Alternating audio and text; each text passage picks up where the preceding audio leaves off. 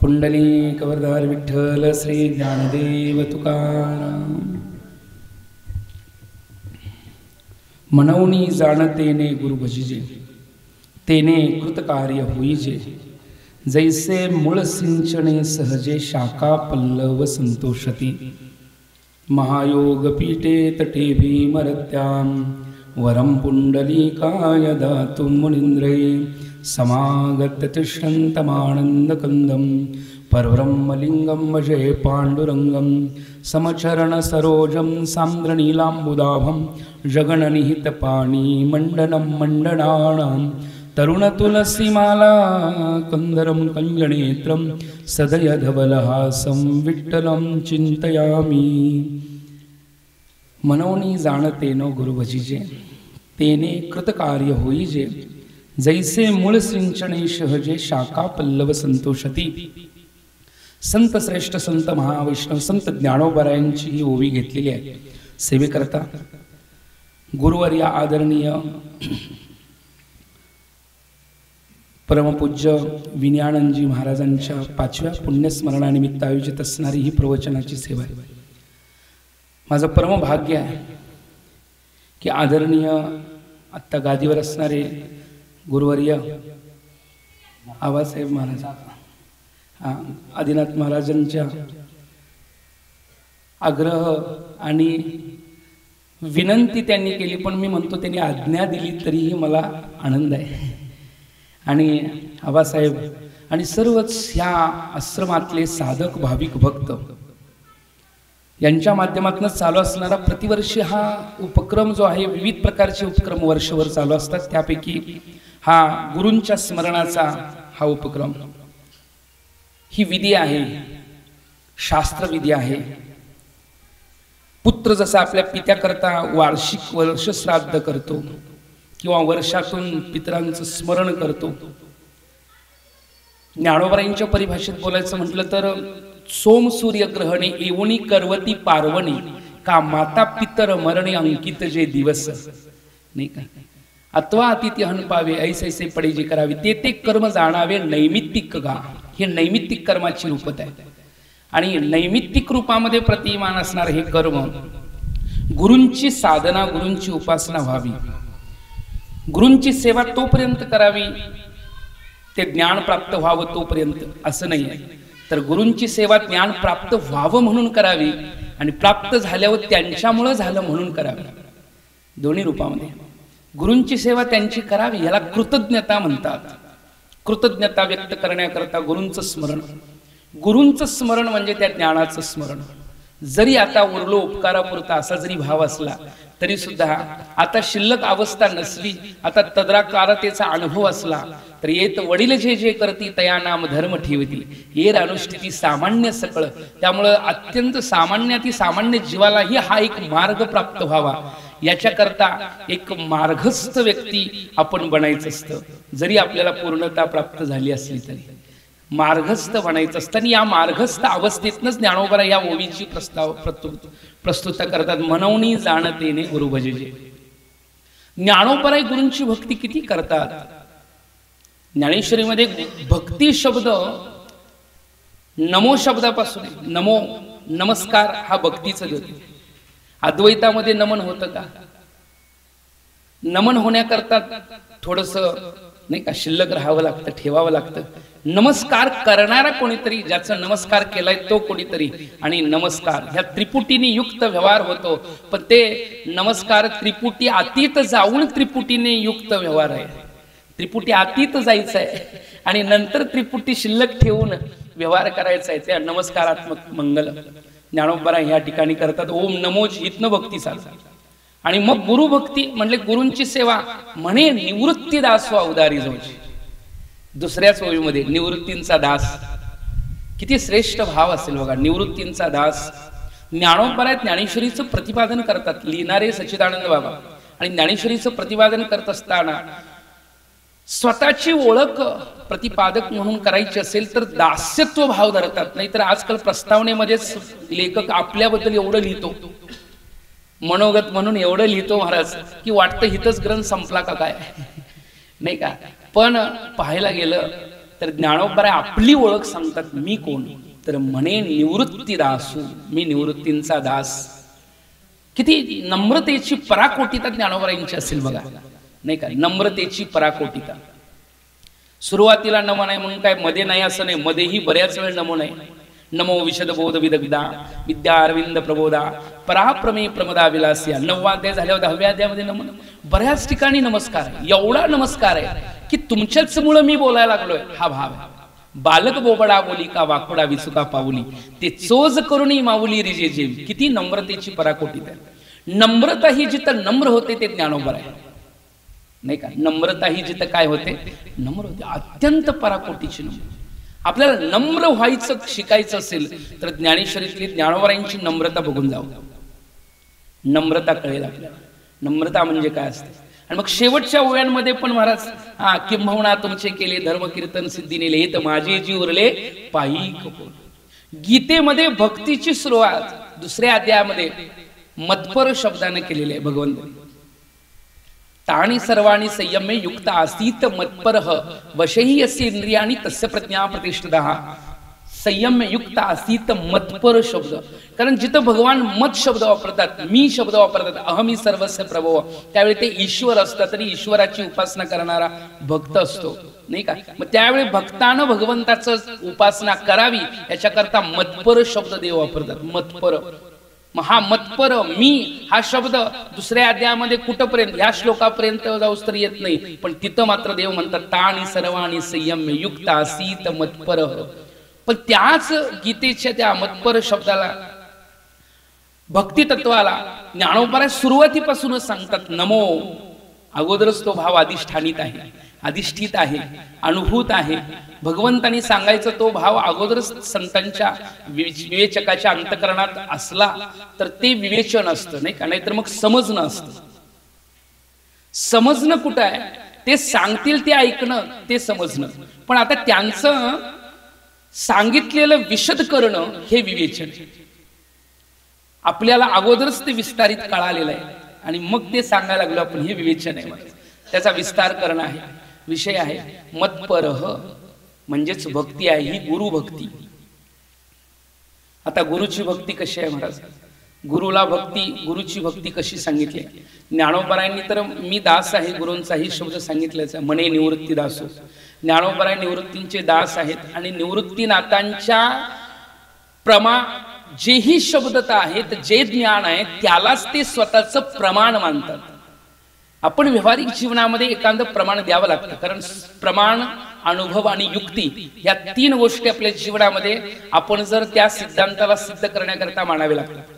एखादा सिद्धांत सिद्ध करायचा असेल तर त्याला विशिष्ट अशा प्रमाणाची गरज आहे, त्याला विशिष्ट अशा युक्तीची गरज आहे आणि त्या विशिष्ट अशा अनुभवाची गरज आहे. कोणाला तरी तो अनुभव असला पाहिजे, कोणाच्या करता त्या अनुभवाची त्या युक्ती देता आली पाहिजे आणि त्याला कोणाचं तरी प्रमाण असलं पाहिजे. प्रमाण म्हणजे काय? शास्त्र प्रमाण असलं पाहिजे, नाही का? 4 वेद जाण 6 शास्त्र कारण 18 4 वेद 6 शास्त्र 18 पुराण. शास्त्रीय प्रमाण असलं पाहिजे. दुसरं युक्ती देता आली पाहिजे ते पटवून देण्याकरता. आणि तिसरी गोष्ट त्याचा कोणाला तरी अनुभव असला पाहिजे जो सांगणार आहे त्याला. या 3 युक्त गोष्ट असते ती प्रमाणित होते, सिद्ध होते. सिद्धांत म्हणतात. वादी प्रतिवादीभ्याम निर्णितो अर्थ सिद्धांत. या सिद्धांताची रूपता तिथे प्रतिमा. मग असा सिद्धांत आहे जो गुरूंची सेवा आहे. हा गुरूंकरता प्रमाण आहे आणि गुरु करता युक्ती आहे. गुरुच्या करता युक्तीही देता येते, गुरु करता प्रमाणही देता येते आणि गुरु ह्यांचा अनुभव ही ज्ञानोबा सांगतात. गुरूंचं वर्णन कोण करत नाही महाराज? गुरूंचं वर्णन शास्त्र करतं. गुरूंचं वर्णन वेदामध्ये होतं. गुरुर् ब्रह्मा गुरुर्विष्णू गुरुर्देवो महेश्वरा गुरु साक्षात परब्रह्म तस्मै श्री गुरुवे नमः. हे गुरूंचं वर्णन आहे, नाही का? गुरूंचं वर्णन वेदामध्ये आहे. गुरूंचं वर्णन वेदाला म्हणून त्यांना वेद गुरु हा शब्द वापरला. गुरूंना सांगताना वैदिक परिभाषेमध्ये श्रोत्रिय ब्रह्मनिष्ठ कृपाळू. श्रोत्रिय म्हणजे युक्ती देणारा असला पाहिजे, ब्रह्मनिष्ठ म्हणजे अनुभव आला पाहिजे आणि कृपाळू, नाही का? काय आहे? कृपाळू आहे. श्रोत्रिय, ब्रह्मनिष्ठ आणि कृपाळू. श्रोत्रिय म्हणजे युक्ती देणारा असला पाहिजे, शास्त्रश्रोत असला पाहिजे, त्यामुळे त्याला युक्तीची रूपता आहे. शास्त्र प्रमाण देता आलं पाहिजे. शास्त्र प्रमाण आणि युक्ती या दोन्ही गोष्टी श्रोत्रिय आणि श्रोत्रिय शब्दात येतात. दुसरा ब्रह्मनिष्ठ शब्दामध्ये अनुभूतवाला येतो, म्हणजे 3 गोष्टी सांगितलेल्या, एक प्रमाण देता आली पाहिजे, एक युक्ती देता आली पाहिजे आणि एक अनुभव देता आला पाहिजे. प्रमाण आणि युक्ती ह्या श्रोत्रिय शब्दामध्येच येते आणि ब्रह्मनिष्ठ शब्दामध्ये अनुभव आहे. ब्रह्मनिष्ठ शब्दामध्ये काय आहे? अनुभव आहे. आणि ही गोष्ट ज्यांच्यामध्ये आहे त्यांना दुसऱ्याला देण्याचा जो आतमधला भाव आहे ती कृपा आहे, कृपाळू. ही कृपा शब्दाने ते मूर्त आहेत. अनुभव मूर्त केव्हा होतो? जेव्हा कृपा शब्द येतो. अनुभवाला मूर्त रूप आणलेलं आहे, नाही का? पण ज्ञानोबराय वर्णन सांगतात, कितीही मोठी साधना एखाद्यानं केली तरी ती साधना सफळ व्हायची असेल, साधना फलीभूत व्हायची असेल तर त्याला, नाही का, गुरु कृपा असावी लागते. कोणती कृपा व्हावी लागते? गुरु. साधना भरपूर करणारे आहेत, एवढी साधना करतात, एवढी साधना करतात, एवढी करतात, पण फल का मिळत नाही म्हणतात. म्हणजे अजून गुरुकृपा नाही झाली म्हणून फळ नाही. ज्ञानोबा याच्याकरता ओवी सांगतात, एक उपाय वन वसंतो आज्ञेचा आहे वतंतो अमृतची परी मूर्तू कारुण्याचा. उपाय रूपी वनाचे तुम्ही वसंत आहात.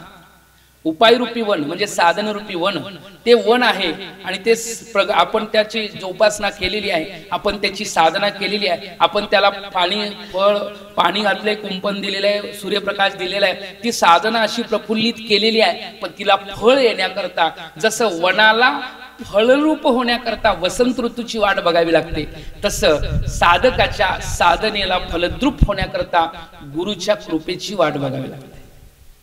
ज्ञानोबराय वर्णन करतात, उपाय वन वसंतू आज्ञेचा आहे वतंतू अमृतची परी मूर्तू कारुण्याचा. गुरु अमृत आहेत, पण मूर्त रूप कारुण्यतेने येते, करुणता आहे, त्यांना दया करायची आहे, जगावर उपकार करायचा आहे. बुडते हे जन न देखवे डोळा. आणि त्या गुरु भावाला घेऊन मगाशी महाराज म्हणले, गुरु तत्व, गुरु ही साक्षात विद्या आहे. गुरुकडे विद्या आहे का गुरुच विद्या आहे? गुरूंच्याकडे विद्या आहे का गुरुच विद्या आहे?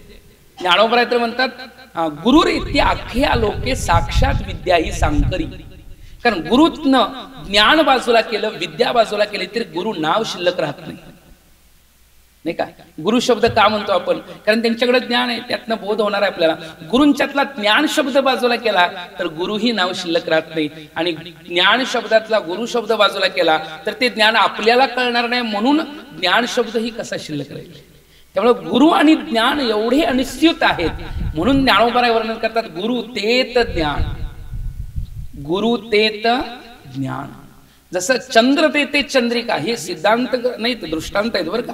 संत तेते विवेका असणे की, हे सिद्धांत आहेतच, पण दृष्टांत सिद्धांतच दृष्टांत ज्ञानोबराय देतात. काही वेळ एखादा सिद्धांत समजवण्याकरता दुसरा सिद्धांत दृष्टांत म्हणून वापरतात. ही ज्ञानोबरायांच्या विद्वत्तेची, ज्ञानोबरायांच्या, नाही का, साधकांना पटवून देण्याची एक प्रतिभा शक्ती आहे, एक प्रतिभा सामर्थ्य आहे. ते ज्ञानोबरायांसारखं कोणाकडे येईल? आणि म्हणून ओवी ज्ञानेशाची शब्द आहे, नाही का. चंद्र तेते चंद्रिका, शंभू तेते अंबिका, संत तेते विवेका असणे की, नाही का. तसं गुरु तेत ज्ञान, ज्ञानी आत्मदर्शन, दर्शनी समाधान अतिजैसे. गुरूंच्या ठिकाणी काय ज्ञान आहे, त्या ज्ञानानं आत्मदर्शन होतं, असं ज्ञान आहे. ज्ञान काय भरपूर आहेत. ज्ञानोबराय वर्णन करतात, बहुस्वर्गादी ज्ञाने अनंत ज्ञान.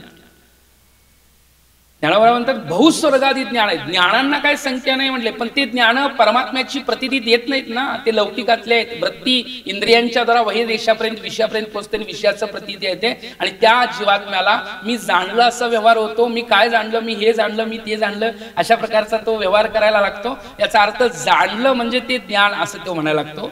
बाह्य वृत्तीतलं ज्ञान आहे. पण जेव्हा आपलंच आपल्याला ज्ञान व्हायचं असेल, त्या ज्ञानाचं प्रतिमान होतं खरं, त्याचं नाव ज्ञान. ज्ञानोबराय म्हणतात, ज्ञान ज्ञान म्हणजे तरी काय? ही तर परमात्मा म्हणून जी एक वस्तू आहे, ती ज्या ज्ञानानं दिसते त्या ज्ञाना व्यतिरिक्त बहुस्वर्गादी ज्ञाने त्या ज्ञानैसे म्हणे निश्चय केला. हे परमात्माशी जी एक वस्तू असते ते जया दिसे ज्ञान असते. परमात्मा म्हणून वस्तू ज्या ज्ञानानं दिसते, महाराज बरं, कोणत्या ज्ञानानं दिसते परमात्मा वस्तू? सांग. देव बघायचा असला तर काय करावं लागतं? साधा चहा प्राप्त करायचा असेल तर क्रम करावा लागतो. म्हणजे पहिले पाणी उकळावं लागतं, त्यामध्ये साखर टाकावी लागते, पावडर टाकावी लागते, जरा मीठ टाकावं लागतं. नाही, रेसिपी चुकली वाटते.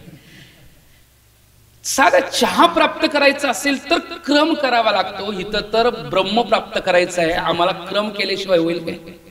आणि आम्ही म्हणतोय लगेच दाखवा. नाही, आल्या आल्या लगेच दाखवा. कैसेने दैवत प्रसन्न त्वरित, लगेच कसा भेटेल? उहार आहे निवांत शिरशी. असा तसा नाही भेट, साधनेनं भेटतो. लगेच सुखाची अनुभूती अधिकाऱ्याला तर एक भेटते, नाहीतर लगेच सुखाची अनुभूती विषयवाल्याला विषयातनं सुख तात्पुरतं भेटतं, ते लगेच भेटतं. काय हरकत नाही. डोळ्यांनी रूप बघितलं, रूपाचा आनंद प्राप्त झाला. कानाने शब्द आपल्याबद्दल ऐकला. महाराजांनी एकदा तरी कीर्तनात नाव घ्यावं असं एखाद्याला वाटलं आणि कीर्तनात नाव आलंच तर वा वा वा, पुढल्या वर्षी महाराज पक्के निश्चित. पुढल्या वर्षी तारीख चुकवायची नाही. अर्थ असा आहे महाराज की शब्दाला लगेच प्रसन्नता आहे, लगेच प्रसन्नता आहे, तात्पुरतं सुख आहे, समाधान तात्पुरतं आहे, नाही का? विषयाचं सुख लगेच आहे, पण तिथं ते आवरता आलं पाहिजे. हे खरं सुख नाही आहे. लहान मुलाला कसं आहे, एखादी गोळी दिली, ती खायला दिली, त्याला माहित नव्हतं तोपर्यंत प्रवृत्ती नाही. एकदा माहित झालं, आता त्याला गोडी लागली, त्या गोडीमुळे पुन्हा पुन्हा ते मागतं, मला ते पाहिजे, मला ते पाहिजे. का मागतं? त्यातनं सुख तात्पुरतं मिळालं, पण त्याला कुठं माहिती आहे शाश्वत सुखाच्या अनुभूतीचा मार्ग काय? हे तात्पुरतं सुख आहे हो. तसं विषयातलं सुख तात्पुरतं आहे, सगळ्यालाच माहित आहे, पण विषय कोण सोडायला तयार नाही, नाही का? विषयातलं सुख तात्पुरतं आहे की नाही सांगा?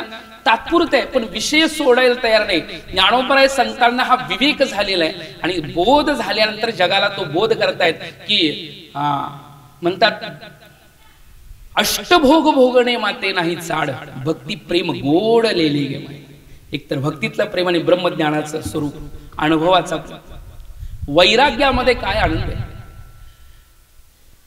सहज प्रवृत्ती आपली व्यवहारातली विषयातली होते, पण जिथं साधना करावी लागते, अट्टहास करावा लागतो, नाही का? म्हणून ते काय की याच साठी केला होता अट्टहास. हा अट्टहास शब्द साधनेद्वारा प्रतिबंधांच्या निवृत्ती करता येते, नाही का? साधनेमध्ये अट्टहास करायचा म्हणजे काय? या रामकृष्ण, साधनेमध्ये अट्टहास करायचा म्हणजे काय? साधना करायची. साधना अशी तशी होत नाही महाराज. या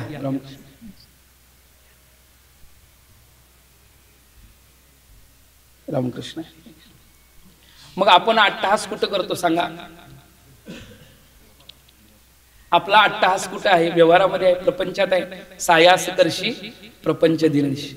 ज्या विषयांची प्राप्ती आपल्या फळानं कर्मानं होऊ शकते, कर्म करत राहणं आपल्या हातात आहे, पण आसक्तीपूर्ण अपेक्षा करतो, मला ते मिळावं, मला ते मिळावं. या अपेक्षेमुळं चंचल वृत्तीता होते आणि ज्ञानाची अनुभूती त्या चंचल वृत्तीनं येऊ शकत, ज्ञान प्राप्त होऊ शकत. ज्ञानाकरता स्थैर्यतेची गरज आहे, ज्ञानाकरता मलविक्षेप निवृत्ताची गरज आहे, ज्ञानाकरता औरंग दोषाच्या निवृत्ती करता साधन चतुष्टयाची अवलंबनाची गरज आहे, विवेक वैराग्य समाधी षटक मुमुक्षता प्राप्त करण्याची गरज आहे. त्या साधनेला साधना करता करता अनुभूतीपर्यंत पोहोचायचं आहे, बरं का? बघा, साधना ही आहे त्याच्या प्राप्ती करता नाही, तर जे नको ते मानून बसले त्याच्या निवृत्ती करता आहे. त्याच्या प्राप्ती करताना आहे ते आहेच, स्वसंवेद्य आहे, स्वयंसिद्ध आहे. पण नको ते आपल्याला जोडलंय, ज्याला आपण नको त्याला सत्य मानून बसलोय, त्याच्या निवृत्ती करता साधना आहे आणि ती साधना करता आली पाहिजे. प्रत्येक जीवाचं कर्तव्य आहे, प्रत्येक जीवाचा अधिकार आहे, मी मला जाणावं, नाही का? पण आपली मी जाणण्यापेक्षा माझं काय एवढं जाणायच्या तयारीत आहे. मी काय जाणायला तयार? माझं काय? घर माझं आहे, बंगला माझा आहे, गाडी माझी आहे, नोकर चाकर सगळं माझं माझं माझं आहे, पण मी कोण आहे? ज्ञानोबा म्हणतात मी कोण हा करावा विचार, म्हणे ज्ञानेश्वर. मी कोण विचार केल्यानंतर मग विचारोनी अहंकार सांडीजे, मग अस्तीच वस्तू होई जेते. आणि आपली सस्ती सहज आपण केली, विषय सायासानं मिळतं. विषय आपला चालू आहे की गुरु देत ज्ञान. कोणतं ज्ञान?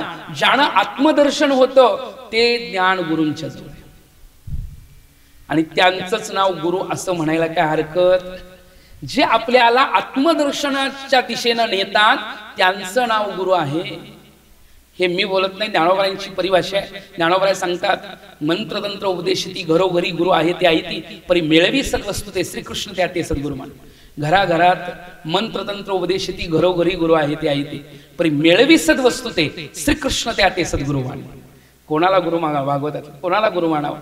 जे सद्वस्तूच्या पर्यंत आपल्याला सद्वस्तूचा पंचभेदांची निवृत्ती करण्याकरता कारणीभूत होतात, पंचभेद निवृत्ती करता आपल्याला मदत करतात. 5 प्रकारचे भेद आहेत, जीव जीवाचा भेद, जड जडाचा भेद, जड जीवाचा भेद, जीव ईश्वराचा भेद, ईश्वर जडाचा भेद. ऐक नाही, 5 प्रकारच्या भेदांची निवृत्ती करण्याकरता ज्या ज्ञानाने ही निवृत्ती होऊ शकते त्या ज्ञानाचा बोध करण्याचं सामर्थ्य ज्या गुरूंच्याकडे आहे, ते गुरु ते ज्ञान पैगावरवे, ते ज्ञान आहे, ते श्रेष्ठ ज्ञान आहे. आणि त्या ठिकाणी ज्ञान कोणाच्या ठिकाणी आहे तर गुरु तेत ज्ञान मनवणी जाणतेने गुरु भजीजे. इथपर्यंत आहे. मनवणी शब्द जोडणार आहे, मागल्या ओव्यांना जोडणार आहे. मनवणी का? ज्ञानोबराय स्वतःचा अनुभव सांगतात. अनुभव आल्या अंगात ते या जगात येत असेल. आपला अनुभव नसेल तर आपण बोलत असताना ते केवळ वाचिक बडबड असते.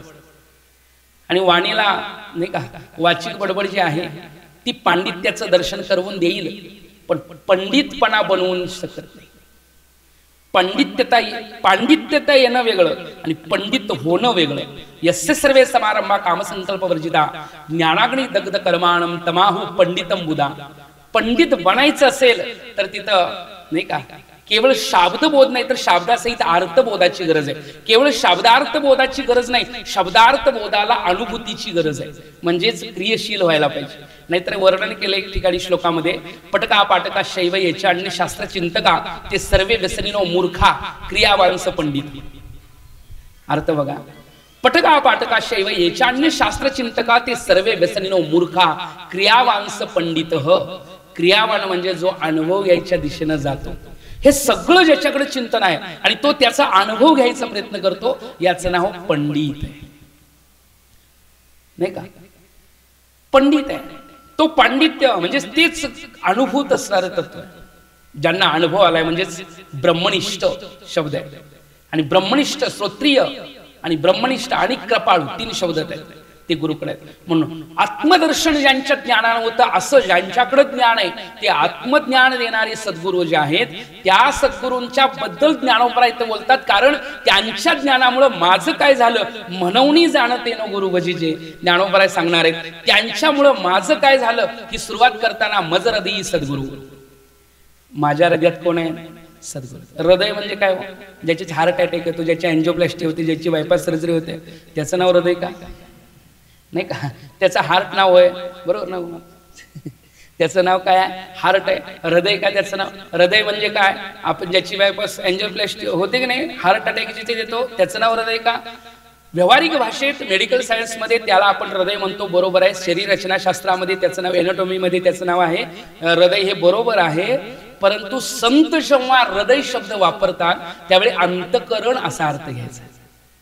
काय अर्थ घ्यायचा? अंतकरण. मज हृदयी सद्गुरू याचा अर्थ माझ्या अंतकरणामध्ये गुरु आहे. रामकृष्ण.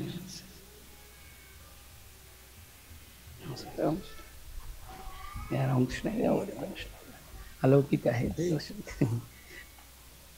ज्यांची चिंतन ऐकून आम्ही मोठं झालो बरं का.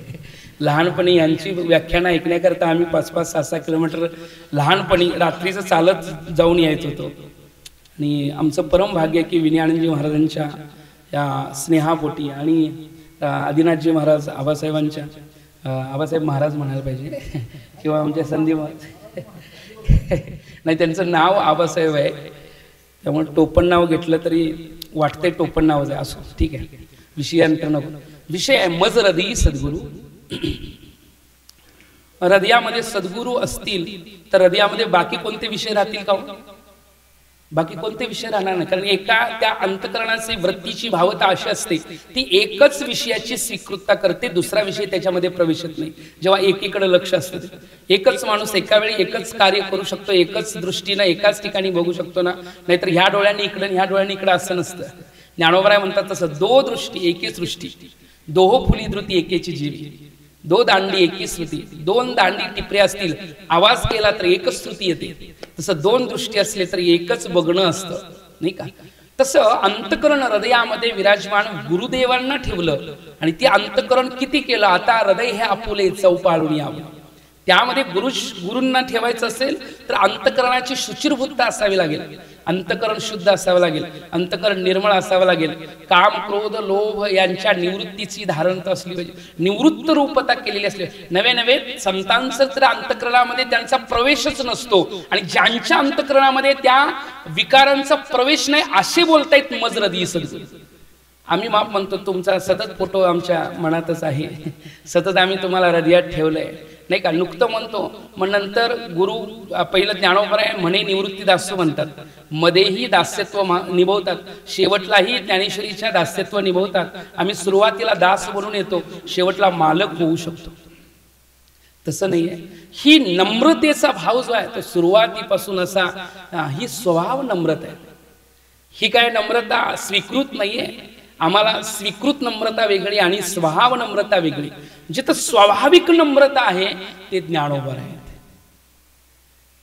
स्वाभाविक नम्रतेची पराकोटीता, नम्रता ही नम्र होऊन जाईल अशा अवस्था म्हणजे ज्ञानोबर आहे.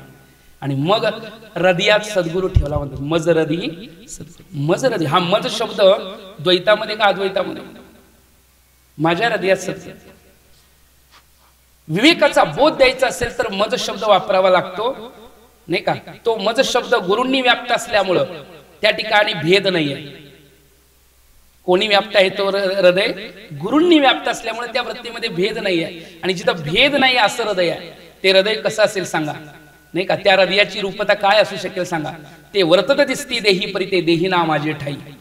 स्वरूपाचेच ठिकाणी तदाकार आहे. अनुभूतीशिवाय दुसरा कुठलाच विषय नाही. ते चालते ज्ञानाचे बिंब तयाचे अवयवते सुखाचे कोंब येर माणूस पण तो भांब लौकिका झाला. आपल्याला ज्ञानोबरायांचं दर्शन कसं व्हायला? आपल्याला ज्ञानोबराय कसे प्रतीतीला येते? आपल्याला ज्ञानोबरायांचं दर्शन झालं तर आपलं काय होईल नाही का. आपल्याला त्यांचं दर्शन झालं तर काय होईल? तो म्हणाला आम्हाला त्यांचं दर्शन म्हटले त्यांचं दर्शन झालं तर जो याते दृष्टी न्याहाळी तो वाहत येईल टाळी वैकुंठ भुवनास. जो करील याची यात्रा तो तारेल सकळ गोत्रा सकळ ही कुळे पवित्रा याची दर्शने होती. यांचं दर्शन झालं तर काय होईल? आणि ज्ञानोबरायांचं दर्शन घ्यायचं असेल तर भाव धरून या वाचे ज्ञानेश्वर. नुकती ज्ञानेश्वरी नाही बरं का. पहिलं अंतकरण निर्मळ करावं. आता हृदय ह्या फुले चौपाळून या भले आणि मग वरी वैसवू पावले श्री गुरु. ते हृदय पहिलं प्रफुल्लित सुचिरभूत करावं लागेल. हृदयाला सुचिरभूत करण्याकरता साधन आहे. नाहीतर देव पहिलाच प्रगट आहे आपल्याकरता. आपल्याकरता देव प्राप्त करणं अवघड नाही, पण त्या देवाच्या आडवं येणाऱ्या ज्या प्रतिबंधांच्या निवृत्ती करता साधना करावी लागते ठीक आहे. म्हणून ज्ञानोबराय ज्या पद्धतीने बोलतात मजरदी सद्गुरु जेने तारिलो हा संसार पूर. संसार रूपी पूर आहे. जसं शंकर मध्ये अडकले होते आणि त्रिपुरामध्ये 3 पुर मयासुराचं वर्णन आहे आणि त्यामध्ये संसारूपी पुराण कसा आत्मा अडकलेला आहे याचं वर्णन एका ओवीत सांगितलंय. त्रिगुण त्रिपुरी वेडीला ज्ञानोबांच्या ओवीत जीवत्व दुर्गे आडीला तो आत्मा शंभूने सोडविला तुझ्या स्मृती. त्रिगुणात्मक त्रिपुरासुरानं वेडलेला आहे. मयासुर नावाचा राक्षस आहे. त्याने तपश्चर्या करून ब्रह्मदेवांच्या कंड वर प्राप्त करून गेला. मला 3 प्रकारचे पूर पाहिजेत जे 100 योजन दूर असावेत आणि तिथं कोणाचाही प्रवेश व्हायला नको. मला कोणाकडंही त्रास नको. कोणीही माझा मी त्या ठिकाणी अमर असावा. ब्रह्मदेवाने सांगितलं सद्विचारानं तू जर राहायशील तर तुला कोणीही मारणार नाही, पण तू जर आपल्या नीतिमत्तेमध्ये बदल केलास तर मात्र तुला मारण्याकरता येणार नाही. महादेवच येणार म्हणे. पण तसं झालं. मिळाली पुरं, ती 3 पुरं मिळाली त्याला. एक लोखंडाचं, एक सोन्याचं, एक चांदीचं असं वर्णन केलं. 3 पुरं मिळाली, पण मिळाल्यानंतर पुन्हा त्याच्यात उन्मत्तता आली. कसं असतं हे जर केवळ स्वार्थापोटीचं ज्ञान असतं त्यावेळी तिथं अहंकार आल्याशिवाय राहत नाही आणि तो प्रवृत्तीच त्या दिशेची होती. म्हणून विचलित अवस्थेमध्ये माणसाची प्रवृत्तीच रजगुणात्मक आहे आणि रजगुण कधी स्थिर राहून देत नाही. तिथं सत्वाचं सामर्थ्य करावं लागेल. तुका म्हणे ते सत्वाचे सामर्थ्य. मग रजगुणात्मक प्रवृत्ती असल्यामुळं हे पुरं जे आहेत त्या पुरांच्या मध्ये भगवान शंकरांनाच आवाहित केलं सर्व देवांनी. यांना काहीतरी यांचा बंदोबस्त करा, या पुरांना निवृत्त करा, या पुरांना नष्ट करा, म्हणजे हे लोक मारले जातील नाही का, असुर असतील. मग शंकरांनी विचार केला. म्हटले की शंकर मी यांना मारू शकेल, पण आता माझ्यात सामर्थ्य प्राप्त करून घ्यायचं असेल तर वास्तविक ते महादेव आहेत, पण ही लीला आहे. भगवान शंकरांनी स्मरण केलं गणेशांचं. कोणाचं स्मरण केलं? गणेशांचं. आणि मग गणेशांचं स्मरण करून नारळ फोडला म्हणायला काय हरकत नाही. आता दिग्विजयाकरता प्रभू झाले आणि त्रिपुरांना नष्ट करून टाकलं. तीच ओवी ज्ञानोबा इथं सांगतात. त्रिगुण त्रिपुरी वेडीला, जीवत्व दुर्गे आडीला, तो आत्मा शंभूने सोडविला तुझ्या स्मृती. त्रिगुणात्मक त्रिपुरा आहे आणि त्यानं वेडा दिलेला आहे त्रिपुरानी, त्यामुळे आतमध्ये प्रवेश होईना. पण जीवत्व रूपी दुर्ग आहे, किल्ला बांधलेला आहे जीवत्व रूपी, आणि तो जर तोडायचा असेल तर सद्गुरूचं स्मरण करावं लागेल. जीवत्व दुर्गाला धारण करून आपण आत्मतत्वाला विसरलेलो आहे. आत्मतत्वाला जीवत्व दुर्गानं आड झालेले आहे. त्या जीवत्व दुर्गाला फोडल्याशिवाय, जीवत्व दुर्गाला नष्ट केल्याशिवाय आत्मतत्वाचं दर्शन होत नाही. त्या जीवत्व दुर्गाला नष्ट करण्याकरता गरज कोणाची आहे? त्रिगुणांना नष्ट करण्याची. त्रिगुणांच्या निवृत्तीला गरज कशाची आहे? तत्वज्ञानाची, म्हणजे गुरुची. म्हणून गुरूंच्या स्मरणानं या त्रिपुरांना नष्ट केलं आणि आत्मस्वरूपाचं ज्ञान झालं. हेच ज्ञानोबा एका ओवीत रूपकात्मक चिंतन सांगतात. रूपक म्हणजे तेच ते, आणि उपमा म्हणजे त्याच्या सारखं ते. तद्भिन्नत्वे सती तद्गत भूयो धर्मोत्तम सादृशत्वम, हे सादृशाचं लक्षण आहे. आणि रूपक म्हटलं की तेच ते, त्याच्या देवा तूची गणेश, तसे रूपक केलेलं आहे. आणि दोन्ही भाषेमधनं ज्ञानोबा वर्णन करतात. हीच त्यांची अलौकिक प्रतिभा आहे.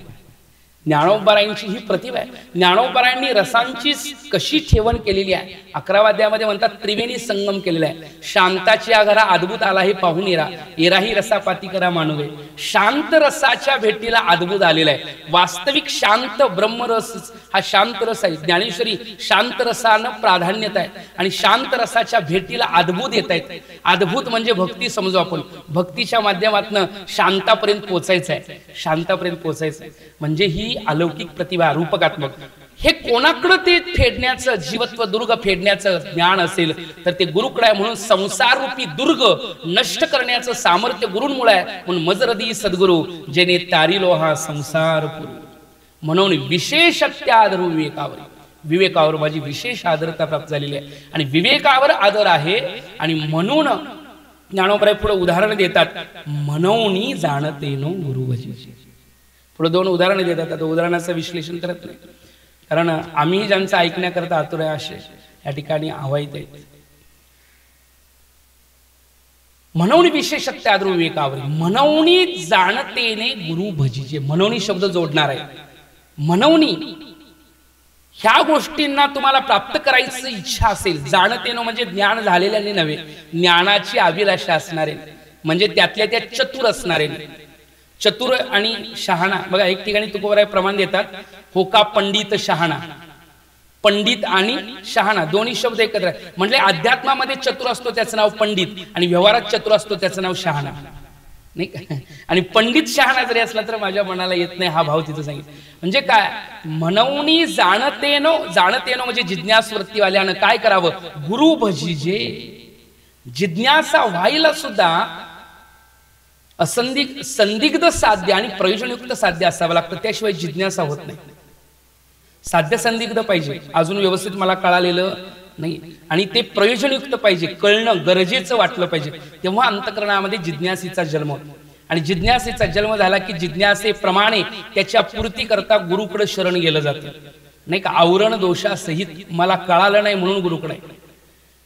कळत नाही तोपर्यंत गुरु किती श्रेष्ठ आहेत, आणि कळाल्यावर त्यांच्यामुळे कळालं म्हणून गुरु श्रेष्ठ आहेत.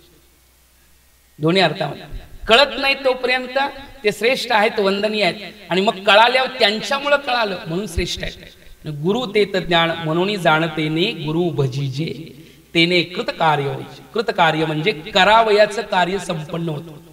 3 प्रकार आहेत. एक अकृत कृत्य आहे, एक कृतकृत्य आहे आणि एक कृताकृत्य आहे. अकृत कृत्य म्हणजे जे करायला नको पाहिजे ते करणं म्हणजे अकृत कृत्य. अकृत कृत्य करायला नको पाहिजे ते करणं म्हणजे अकृत कृत्य.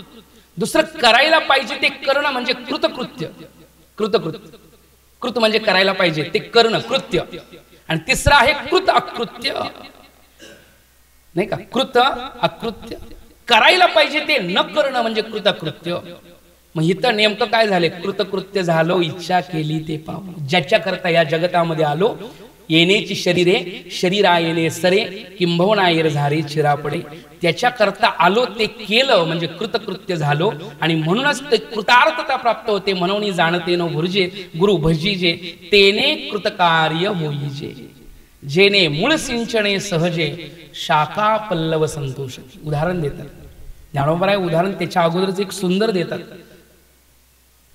नाही का पहिलं जे ह्याच्या अगोदरचं उदाहरण जे आहे ना का चिंतामणी आली आती सदा विजयवृत्ती मनोवृत्ती तैसा आम्ही पूर्ण कामो निवृत्ती ज्ञानदेव म्हणे पूर्ण कामो निवृत्ती ज्ञानदेव म्हणे म्हणजे अंतकरणात ते यत्किंचित अभिलाषा राहिलेली नाही अंतकरण एवढं निर्मळ झालं एवढं सुचिरभूत आहे की यत्किंचित अभिलाषा जरी त्या अंतकरणात उद्भूत झाली तरी ते चलायमान होऊ शकतं पण ते चलायमान नाही झालं कारण पूर्ण कामो निवृत्ती ज्ञानदेव अग्नी पूर्णतेच्या दिशेने वर प्रज्वलित होते नाही का अग्नीचा प्रज्वलित कुठं असते पूर्णता आहे त्याला वाटतं माझी पूर्णता वर आहे पृथ्वीच्या नियुक्त असणारा पृथ्वी पदार्थ जमिनीवर पडतो कारण त्याला वाटतं महाच्या ठिकाणी मी पडावं महा म्हणजे पृथ्वी ही त्याच्याकरता महा आहे जलाचा प्रवास हा समुद्राच्या दिशेने कारण जलाला काय वाटतं मी समुद्र व्हावं कारण त्याचा प्रवास कुठे आहे महाच्या दिशेने महा मोठं होण्याचे नाही का अग्नीचा प्रवास त्याच्यापेक्षा मोठा असणाऱ्या महाच्या दिशेने जलाचा प्रवास त्याच्यापेक्षा मोठा असणाऱ्या महाच्या दिशेने पृथ्वीनं युक्त असणाऱ्या पदार्थांचा प्रवास त्याच्यापेक्षा महा असणाऱ्याकडे आहे